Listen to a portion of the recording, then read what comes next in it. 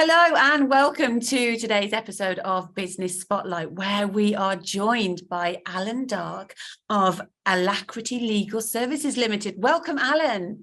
Good morning. Thank you, Hannah. Good morning. So good to have you on today. I'm going to dive straight in. Tell us what you do and how long you've been doing it for. Well, I am an employment lawyer, and I've been doing employment law for 20 years. Mainly in private practice, so high street law firms, city law firms. I did work in-house for a large defence manufacturer when I started my legal career, but now I've decided to go solo and set up Alacrity Legal Services before COVID, around 4 years ago. Okay. And it's been busy and vibrant and booming ever since. What motivated you to start? I mean, was it on the cusp of COVID, knowing that was sort of impending, or was it before with no idea what was going to happen? It was pre-COVID. Okay. Before I knew what was going to happen. I'd been headhunted to open a boutique law firm by the employment solicitor, which I opened in Leamington, set up in the Pure offices, not too far from yourselves in Warwick. Yeah. So I was there, and I quickly became known as those Pure offices legal officer. So I would it's a tongue twister. I would receive lots of instructions from businesses in the Pure offices, assisting with their employment queries. But I believe we moved out of there before you guys moved in. I was going to come and knock on your door then. Absolutely. It was a bit awkward at sometimes because I'd get an employer come and see me about an errant employee, and they'd have to sneak into my office before the employee would come into work that day and say, "Oh, they can't see me coming in here," because they'll think that I'm speaking about our delightful staff. So yeah, that was it was quite interesting, but it was great. It was a fantastic community there at the Pure offices. But having sort of set up on my own, I've got everything I need from my desk now. So yeah, as I said, I was headhunted to set up a firm in Leamington for the employment solicitor, and whilst doing that, I thought, you know what, these are my clients, these are sort of my people. Why not branch out and set up Alacrity, which is what I did, and it's been fantastic ever since. Yeah, I think there's something to be said about taking that brave step to start on your own. Tell me, I'm going to digress from the questions here. Alacrity, what made you choose? What inspired you to call your business Alacrity? Well, Alacrity means sort of clearer thought and vision and precise, and that's what I hoped I provide when I give legal advice. It's also a bit of a pun on my name, Alan. So ALS, Alacrity Legal Services, is also short for ALS, and I was called Al a lot at school. So I mean, it goes over everybody's head, including mine. So there's a bit of a play on words, and Alacrity being A. So sometimes I'll be recommended or in a list of firms that employees can go and see. So A being near the top. So all sorts of reasons. Covering all bases, and I can see Al's now. Now that you've mentioned that, I can see it's glaringly obvious. Oh, amazing! And so, taking that decision to start on your own, that brave decision, has it been everything that you hoped it would be? It has, and more. The freedom you get working for yourself, the responsibility, and also I think other businesses want to support owner managed business. I do act for some large corporate multinationals, but a number of business I work for, or indeed get referrals from, owner managed businesses, SMEs, and I think when they saw me taking that step to work for myself, I think they'd look out for you a bit more. They'd more readily refer you to their clients and their contacts, rather than just being a solicitor in a larger firm. So actually, I found the business community has been really supportive and helped by you guys at Action Coach and Kevin and everybody, and I've received referrals from Kevin, and also that's generated further business from Kevin's contacts. So it's been absolutely fantastic. Yeah, I mean, we are spoiled in Pure Offices. We're spoiled. We are like one family. Obviously, Action Coach is, our community is, it really is like our family. How important has it been for you as a new business to really have that support from the businesses, the community? Yeah, absolutely. So it's been vital, and also not just support in terms of bringing work, but also me getting assistance. So local accountants, I use Greenough Accountants in Southam. They've been absolutely fantastic. Sort of recommended some very good software packages for accounting software, so I can do all my invoices, all my VAT returns, and everything from that software. And just to get sort of recommendations from them, from other business users that are using that package. So that makes things easy, because running your own business, there's a lot of things you need to keep up to speed with. So accounts and like I said, tax, VAT, paying yourself, which is always a good day at the end of the month when you pay yourself. You pay yourself as a business owner. That's unusual. So yeah, that's nice. Sometimes I forget, even, heaven forbid, until my bank says you've got no money in your account. So I better pay myself this month. You're always the last to be paid. Exactly. Yeah, absolutely. But the support from the local community has been massive. So yeah, I thank you guys at the Business Coach for that, and long may the relationship continue. Oh, absolutely. Yes, absolutely. So tell me a little bit more about Alacrity. What is it that you do that makes you stand out in your industry? Well, what's great about sort of working for myself, I'm not tied to sort of the corporate fee strategy that many larger law firms have.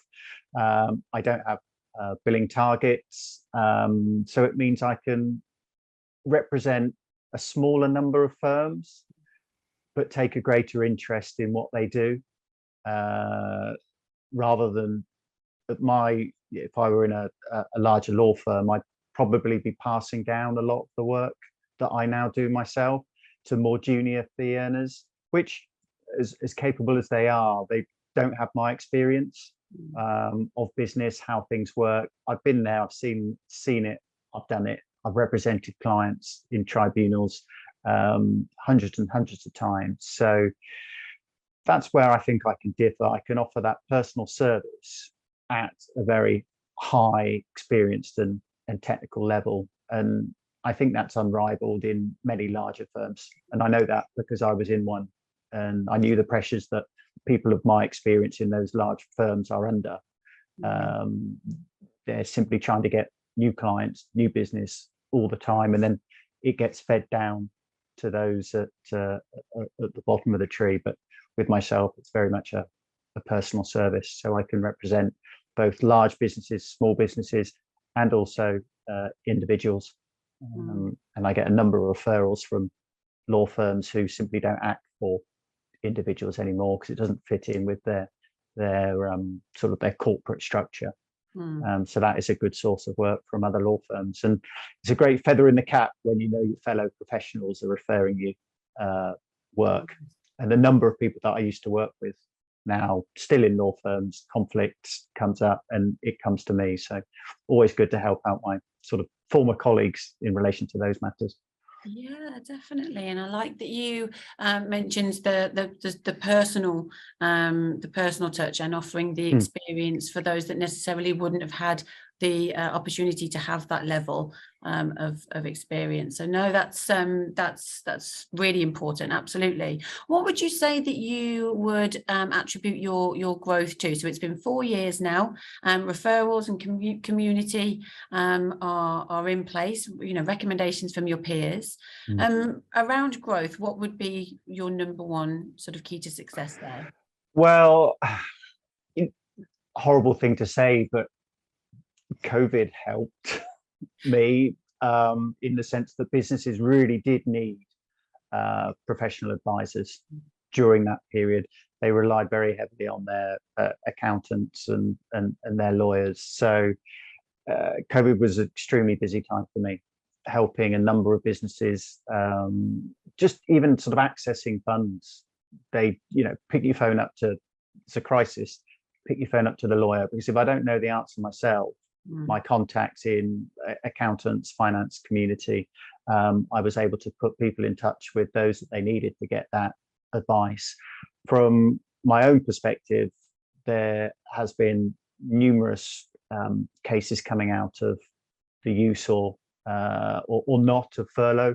And I recently represented a company who decided not to furlough an individual. And they argued that they should have been furloughed, and that went to court. So I heard, not had the decision yet, so I'm confident that we'll get a decision for that business. And sort of drafting furlough agreements for employers to use. So yeah, I mean, COVID was a really busy time. It was a fraught time for a number of businesses, but I was sort of quick to react and very quick to help out businesses in those difficult situations. So that got me a lot of contacts, a lot of referrals, really boosted the business, gave me a really good start. And now COVID's died down. Hopefully we won't be going back there, but I've retained all those links and contacts that I made. Yeah, no, hopefully.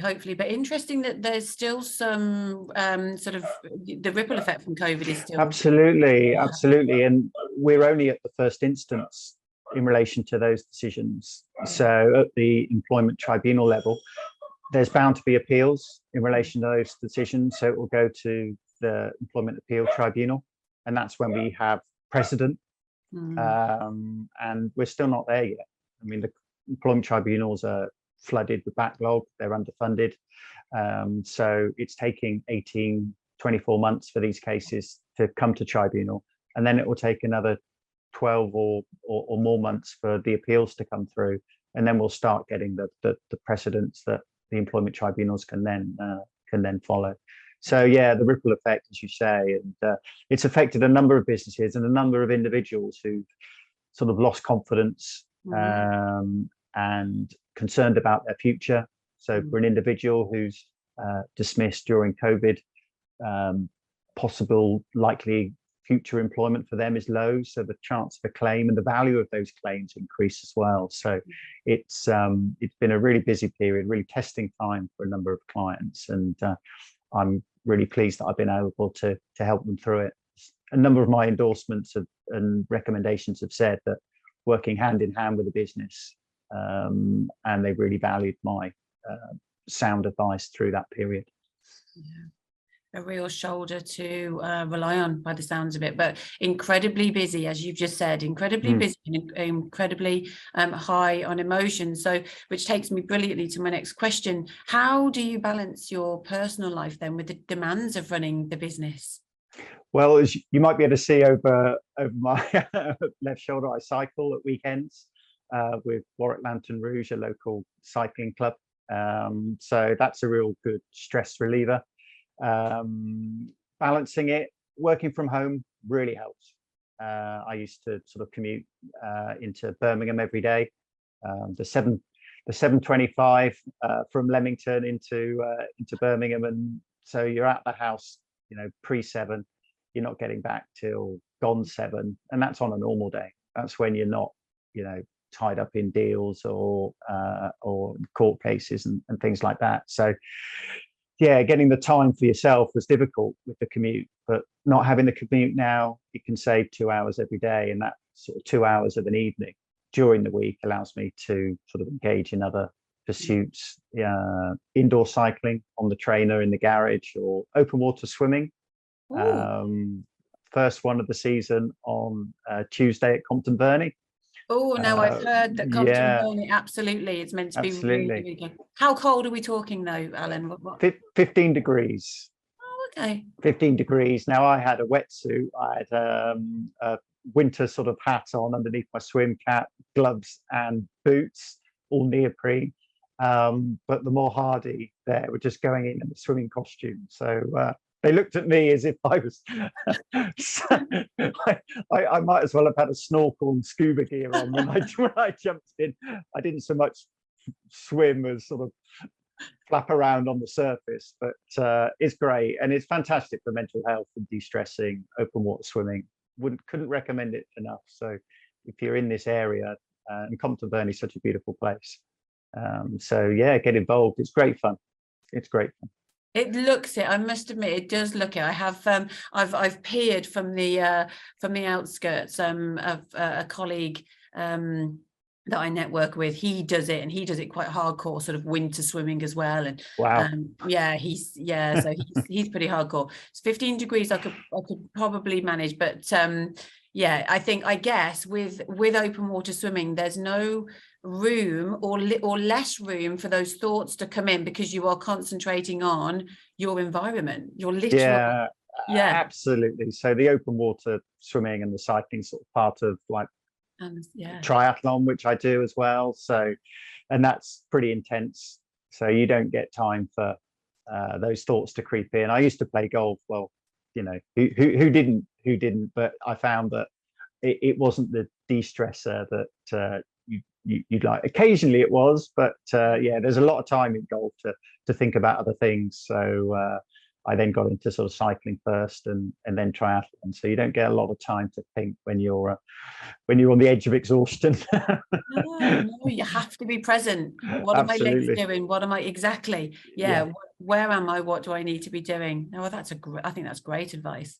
That's brilliant advice. And if you're an amateur, can you come along and do open water swimming? If you're an amateur, if you're not used to cycling, can you just come in? Absolutely. And that's what's great about triathlon in general, really. There's Stratford upon Avon triathlon going on this week on Sunday, and you'll see those with all the gear going off first, sprinting round and doing it in ridiculous times, and then throughout the day it gets sort of more friendly, more slower, and you'll have sort of people riding with mountain bikes with baskets on the front come the end, and they're just as entitled to go around the course, and they do exactly the same course as those guys and girls that went off early in the pool at 7 in the morning, and everyone will get the same enjoyment from it.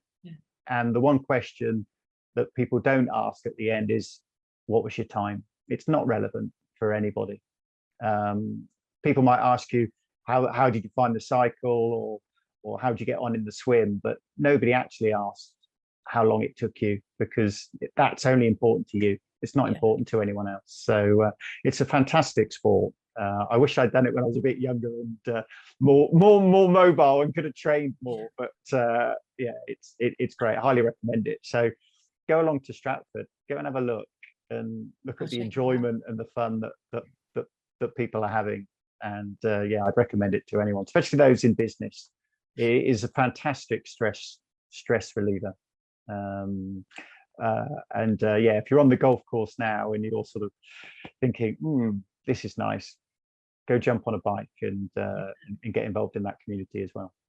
Yeah, there it is. And as you said, people don't ask you about the time. It is all, everybody's journey is different. That reminds me of business.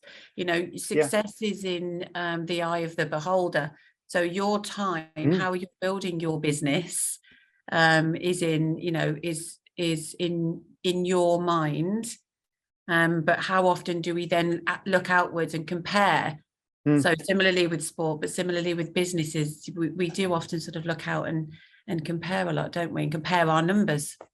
Yeah, absolutely. And I know my accounting packages has got a section in that you can compare similar businesses and how your sort of profit line is tracking against businesses that are similar, they say, to yours, but they may not be. They may not have the same ambitions. They may not have the same drives. They may not have the same sort of intention to grow or to contract. So yeah, what is a similar business? You might have the same product, but your designs for that business, your reason for doing it, what you give to the community may be completely different. So so yeah, like you say, triathlon is can be like business. Yeah, I'm definitely going to check it out. Definitely check it out. Yes. What would you say has been your biggest learning over your journey so far? The biggest learning, I mean, that's an interesting question. I mean, we're learning every day, aren't we, in business, and you can't stop learning. I think having the confidence to do it, believing in yourself, and also trusting in others to trust in you. I sort of underwent surgery sort of some 20 years ago, and it was all panic and rush, and everyone was sort of rushing me into surgery. But then when the actual surgeon himself came in, everything just went calm. And he inspired absolute confidence in me, sat me down, looked me in the eye, said, this is what we're going to do, etc., etc. And that's what I try and bring to advice. So if you walk in a boardroom and you're giving advice, or if you see an individual who is undergoing stress, I mean, people are coming to lawyers, employment lawyers, at least, at a stressful time in their life or in business, and they want a calm and reassuring voice, someone that's been there, someone that's done it, someone that can speak to them commercially about their business and what I can do to assist them. And that's been sort of the learning curve. So, enabling others to trust you has been quite a learning curve, especially when you're on your own. You own a business. I don't have the big sign above the door. So actually, the learning curve is that they are very much trusting you as an individual, rather than the firm that you were with. So, and that's been great. That's been great for me. That's a very, very important point to make. It's been made in another business spotlight actually just last week. It's the realization when, as a business owner, that you are selling not just your business but yourself, and building that trust. Really important, Alan. Yeah, great learning, great share. Thank you. Final question. Where do you see yourself in 5 years? And do you have any words of advice for any other business owners who are looking to grow? In the next 5 years, I just want to keep doing what I'm doing. Yeah, it'd be great for profit to go up, for turnover to go up, for expenses to go down, which isn't going to happen. They're only going up. But I love what I do, and I want to keep doing it. I mean, I've been doing it now for 25 years. It's becoming more dynamic. It's becoming more competitive. Whether computers will be doing my job in 5 years' time. I mean, you could go on to Google and they'll do your exam for you. Why not your advice? I mean, I would suggest that whether sort of automated intelligence can understand the nuances of human behavior is perhaps another thing. And I think actually the introduction of AI in my job is going to make things better for me and also my client, because a lot of the stuff I do in the advice is common ground, but where I can really add value is that insightful bit in between. So if someone else can do this is the law, this is what that says, what this says, this is the probability, etc., but then I can give that personal insight. So yeah, AI in law is going to be a big thing. I think it's going to enhance those, certainly at my level. Whether it's going to be more tough for those coming into the market, possibly, but I can see it as a positive for me and also for other businesses. So certainly that's what I want to be doing in the next 5 years, doing less law, get a computer to do that, and I can give the sort of the personal touch and the insights and advice. I mean, I think I just go for it. Just go for it. There's a reason you're doing what you're doing now. It's because you can do it. So do it for yourself. Set up your business, grow your business. And that's certainly the advice I'd give. Don't hold back. Trust in yourself, believe in yourself, and you will have support and encouragement from others. I love that. Just go for it. Just do it. What a brilliant way to end. So good. Just go for it. Don't hold yourself back. Thank you so much for joining us on Business Spotlight, Alan. It's been an absolute pleasure to chat to you and to hear about your business journey. There's loads of learnings and takeaways, so I can't wait to share this with our community. Thank you so much. Thank you, Alan. And thank you, Hannah. Thank you for having me. Absolute pleasure. Speak again soon. Speak soon.